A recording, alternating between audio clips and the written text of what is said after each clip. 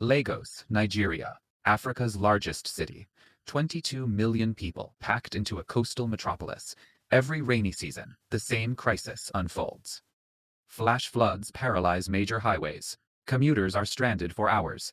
Delivery trucks cannot reach hospitals. Lives are put at risk. The problem is visibility. Emergency response today is reactive. By the time phone calls come in reporting flooded roads, it's already too late to reroute vehicles. Decisions are made on incomplete information and guesswork.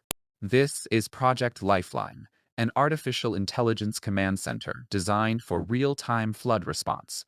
What you're seeing is the central operations dashboard. 4 flood-prone zones across Lagos, Third Mainland Bridge, Victoria Island, Ikoyi, and Lekki.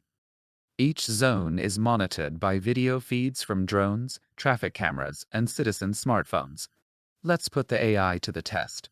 We start with Ikoyi. The drone footage shows an aerial view of the neighborhood. Watch as the vision agent analyzes the frame. The result? Roads are dry. No flood indicators detected. Reference: not applicable. The AI correctly identifies this as a normal zone. Standard delivery trucks are cleared for operation. Now, let's check Lekki Phase 1. This is a crowdsourced video showing vehicles navigating flooded streets. The AI reasoning is remarkable. It identifies an SUV hood and observes people waiting at waist height. Using these human-scale references, it calculates the water depth at approximately 80 centimeters. Status: flooded. Trucks cannot pass. Okadas cannot pass.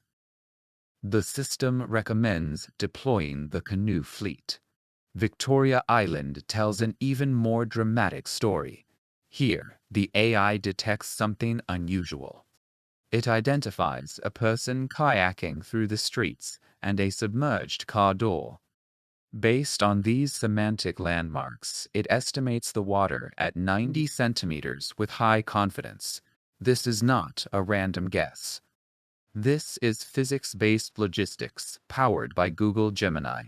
But humans remain in control. With one click, the field commander can override any AI decision.